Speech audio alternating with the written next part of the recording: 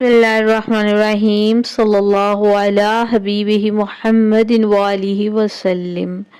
मैंने दुरूद पाक पढ़ा है, आप भी दुरूद पाक पढ़ लीजिए। आज की जो वीडियो है बिल्कुल ही छोटी सी है और एक टिप्स है, ठीक है जी। घर में जो हमारे पास होते हैं रोटी वाले पौने, कुछ लोग उसे कंदूरी कहते हैं, कुछ लोग उसे रुमाल कहते हैं। उसमें चिकनाहट और दाग धब्बे लग ही जाते हैं।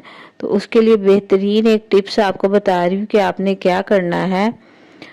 आपने ना सबसे पहले पानी को गर्म कर लेना है, चूल्हे पर देचकी में पानी चढ़ा लेना है, ठीक है। तो उसके अंदर 2 चम्मच जो बड़े हैं ना वो डालने हैं सरफ के, और उसके अलावा 1 चम्मच बेकिंग पाउडर के डालने हैं। अगर आपके पास खुला घर में मीठा सोडा है तो वो भी आप डाल सकते हैं, ठीक है।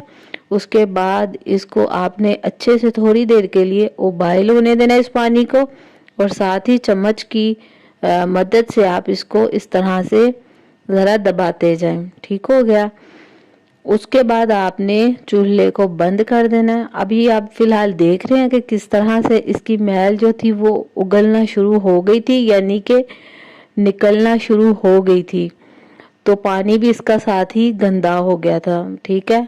जैसे ही इसका बॉयल आ जाएगा तो उसके बाद हम इसको ढाँप देंगे और चूल्हे को कर देंगे बंद, ठीक है। आप इसको आधा घंटा या मैक्सिमम इतनी देर ही आपने इसको डिप रहने देना है। तो उसके बाद इसका पानी भी थोड़ा सा ठंडा हो जाएगा, ठीक है। तो आपने दोनों हाथों की मदद से इसको अच्छी तरह से धो देना है, ठीक है। फिलहाल मैं वीडियो बना रही थी तो सिर्फ मैंने इतनी ही बनाई थी।